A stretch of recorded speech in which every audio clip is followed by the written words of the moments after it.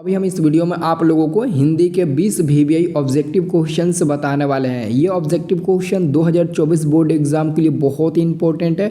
अच्छे से पूरा ऑब्जेक्टिव क्वेश्चन आप लोग याद कर लेना, ठीक है। तो चलिए मैं वीडियो स्टार्ट करता हूँ। आप लोग वीडियो को लाइक और चैनल को सब्सक्राइब जरूर कर लेना, क्योंकि आपको बहुत सारे वीडियो मिलता रहेगा, ठीक है। तो यहाँ पर आपका पहला क्वेश्चन है, गुरु नानक ने किस धर्म का परिवर्तन किया था? गुरु नानक ने किस धर्म का परिवर्तन किया था? तो हमारा उत्तर होगा ऑप्शन नंबर बी, सिख धर्म का, ठीक है। याद रखना, गुरु नानक ने किस धर्म का परिवर्तन किया था? तो हमारा आंसर होगा ऑप्शन नंबर बी, सिख धर्म के, ठीक है। आप लोग याद रखना। अब देखिए अगला क्वेश्चन दूसरा नंबर क्या आता है। देखिए जी, दूसरा नंबर आपका क्वेश्चन आता है कि कवि घनानंद का वध किसके सैनिकों ने किया था? कवि घनानंद का वध किसके सैनिकों ने किया था? बहुत ही इंपॉर्टेंट क्वेश्चन है। तो नरदीर शाह होगा। क्या होगा? ऑप्शन नंबर आपका हो जाएगा ऑप्शन नंबर सी होगा। याद रखना, ठीक हो। आपका आंसर हो जाएगा ऑप्शन नंबर टी, ठीक है। अब देखिए अगला क्वेश्चन 3 नंबर आता है। 3 नंबर दोस्तों क्वेश्चन आता है कि सांप्रदायिक युक्त कृष्ण भक्त कवि कौन थे? तो हमारा आंसर हो जाएगा दोस्तों ऑप्शन नंबर डी हो जाएगा, रस खान जी थे। याद रखना, रस खान जी एक मुस्लिम थे, लेकिन दोस्तों मुस्लिम होते हुए भी इन्होंने कृष्ण भक्ति के अंदर बहुत ही लीन हुए थे, ठीक है। और इन्होंने कृष्ण भक्ति के प्रति इनका बहुत ज़्यादा लगाव था। याद रखना, मुस्लिम होते हुए भी। अब देखिए अगला क्वेश्चन हमारा आता है 4 नंबर। ये 4 नंबर हमारा प्रश्न है कि मेरे बिना तुम प्रभु शीर्षक कविता किसके द्वारा भाषांतरित है? तो दोस्तों ये इसका आंसर होगा option number A, Dharmvir Bharati. इसका आंसर होगा option number A, Dharmvir Bharati. याद रखना, आपका उत्तर हो जाएगा ऑप्शन नंबर ए, ठीक है। अब देखिए आपका अगला क्वेश्चन आता है 5 नंबर। ये 5 नंबर क्वेश्चन आपसे पूछा गया है कि तुर्की के महान कवि नजीम हिकमत की कविताओं के अनुवाद किस कवि ने पहल पुस्तिका के रूप में किया था? तो उनका नाम क्या था जी? बहुत इंपॉर्टेंट क्वेश्चन है। उनका नाम आप लोग याद रखना, वीरेन डंगवाल जी थे, ठीक है।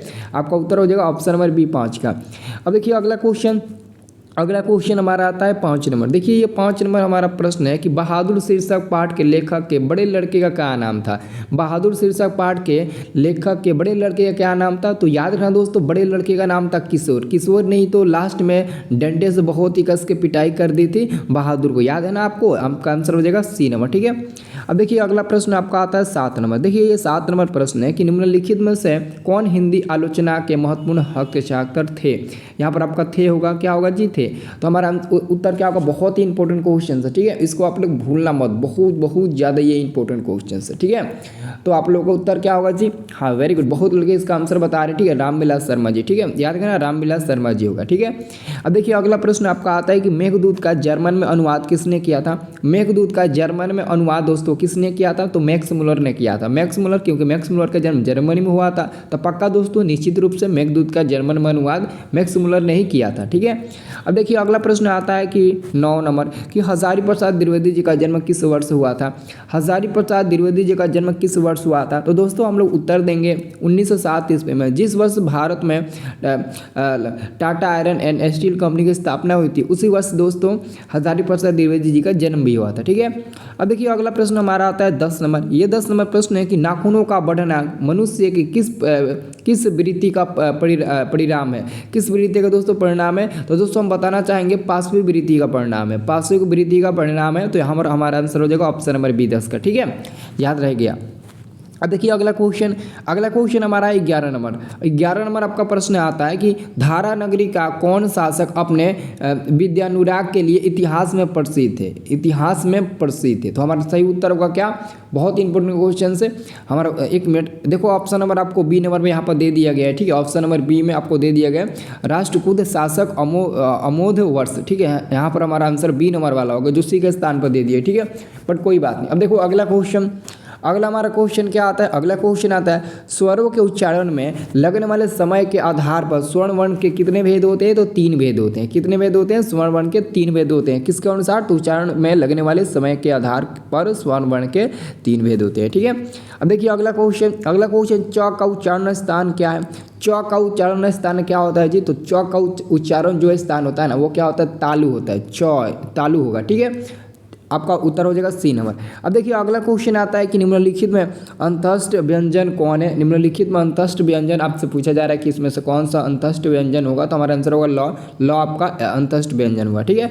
अब देखिए अगला आपका प्रश्न आता है कि एक मात्रिक स्वर निम्न में कौन है। एक मात्रिक स्वर निम्न में कौन है, आपको एक मात्रिक स्वर का नाम बताना है, तो आपको बताना है कि इसमें से कौन है, तो ह्रस्व स्वर होगा। क्या होगा, ऑप्शन नंबर ए होगा, ह्रस्व स्वर होगा, ठीक है, इसको याद रखना, ठीक है। अब देखिए अगला प्रश्न आपका आता है, अगला प्रश्न आपका आता है 16 नंबर। ये 16 नंबर प्रश्न है कि मुक्ताक्षर की अंतिम ध्वनि क्या है, तो आपका स्वर होगा। क्या होगा जी, स्वर होगा, यानी कि आपका ऑप्शन नंबर बी सही होगा, ठीक है। अब देखिए अगला प्रश्न आपका आता है 17 नंबर। ये प्रश्न आपसे पूछा जा रहा है कि यद्यपि शब्द का संधि विच्छेद क्या होगा। तो दोस्तों यद्यपि शब्द का जो संधि विच्छेद होता है वह क्या होता है, तो यहाँ पर याद रखिएगा यदि प्लस दोस्तों अपी होगा। यदि प्लस दोस्तों क्या होगा, एक मिनट, यदि प्लस अपी कहीं दिया है, यदि प्लस अपी ऑप्शन नंबर, हाँ यदि पी, हाँ सही है, ऑप्शन नंबर क्या होगा, तो यहाँ पर आप लोग ध्यान से देखिए, ऑप्शन नंबर हमारा सी नंबर में दिया है, ठीक है। अब देखिए अगला क्वेश्चन हमारा है 18 नंबर। ये क्वेश्चन है कि पूछा जा रहा है कि निम्नलिखित में शुद्ध शब्द कौन है। आपको शुद्ध शब्द बताना है, यानी कि शुद्ध शब्द क्या होता है। क्या विधि ऐसे लिखी जाती है, नहीं गलत है, विधि हम लोग ऐसे लिखते हैं, इसलिए हमारा बी नंबर आंसर गलत है। अब देखें प्राण दोस्तों ऐसा नहीं लिखते, ऐसे लिखते हैं प्राण, ठीक है। अब दोस्तों आपका बना एक दधीची बना है, तो दधीची भी गलत है, क्योंकि दधीची हम लोग ऐसे लिखते हैं, दधीची ऐसे हम लोग लिखते हैं, ठीक है, तो ये भी गलत है दोस्तों। लेकिन दोस्तों भीष्म हमारा सही है, भीष्म हम लोग वैसे ही लिखते हैं जैसे ऑप्शन नंबर ए में दिया है, ठीक है, तो हमारा उत्तर होगा 18 का ए नंबर, ठीक है। अब देखिए हम अगला क्वेश्चन की बात करें 19 नंबर। तो 19 नंबर प्रश्न आपसे पूछा जा रहा है कि निम्नलिखित में चिन्हों का इकहारा, एक मिनट, इकहारा, ठीक है, क्या कर, इकहारा उदाहरण, यहाँ पर दोस्तों क्या है पता है, यहाँ इसको पढ़िएगा इकहारा के बाद से आप इसको पढ़िएगा उदाहरण, ठीक है, उदाहरण पढ़िएगा, ठीक है।